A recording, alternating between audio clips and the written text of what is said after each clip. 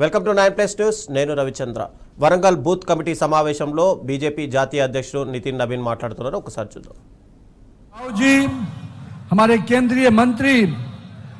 आदरणीय जी किशन रेड्डी जी, हमारे केंद्रीय मंत्री बंडी संजय कुमार जी, हमारे ओबीसी मोर्चा के अपने अध्यक्ष डॉक्टर के लक्ष्मण जी, जिन्होंने मुझे राष्ट्रीय अध्यक्ष के रूप में, चुनाव अधिकारी के रूप में मुझे नियुक्त किया, वैसे अपने के लक्ष्मण जी, भारतीय जनता पार्टी के संगठन के महामंत्री प्रदेश चंद्रशेखर जी, गरिका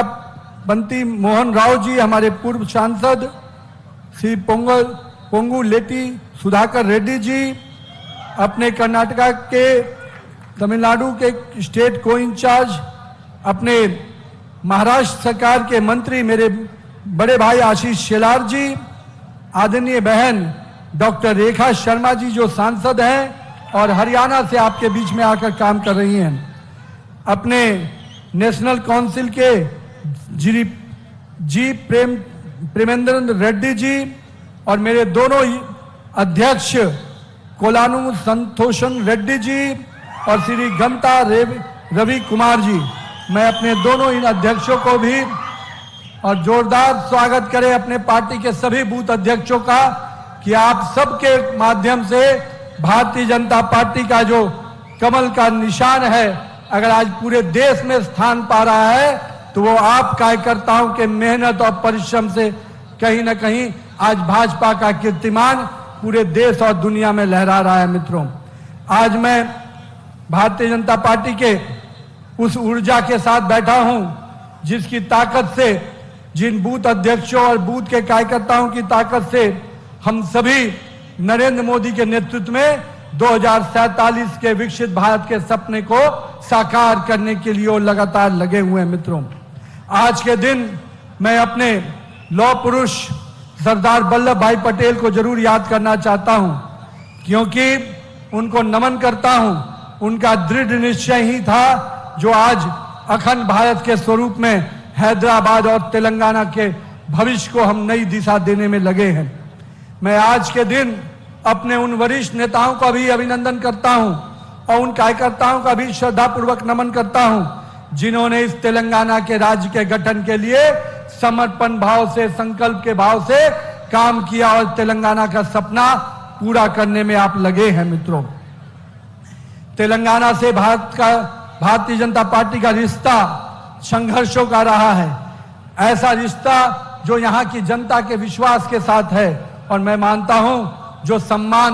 तेलंगाना की जनता ने 1984 में भारतीय जनता पार्टी को पहला सांसद यहां से दिया है, इसके लिए मैं तेलंगाना की जनता को हमेशा नमन करता हूं। मित्रों, लोग कहते हैं कि भारतीय जनता पार्टी तेलंगाना के लिए नई पार्टी है। मैं उन लोगों को बताना चाहता हूं, भाजपा का स्थापना 1980 में हुआ और अपने पहले ही चुनाव में तेलंगाना में पूरे देश में भारतीय जनता पार्टी को 2 सीटें मिले थी,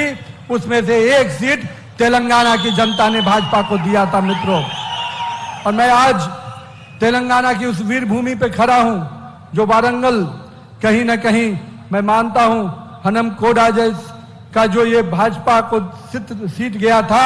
वो सीट कहीं न कहीं हम सब के लिए संकल्प का विषय है। मैं आज भारतीय जनता पार्टी के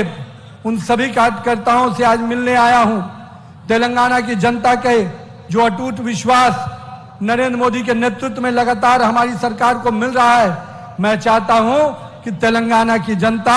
और आप कार्यकर्ताओं के संघर्ष और परिश्रम के बल पर हम तेलंगाना में भी डबल इंजन की सरकार 2028 में लाने का संकल्प लेंगे। मित्रों, आइए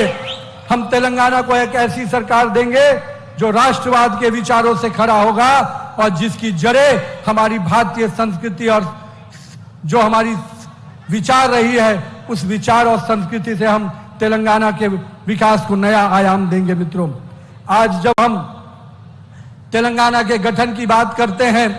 तो मुझे हमेशा इस बात का याद रहता है कि जब तेलंगाना का गठन हो रहा था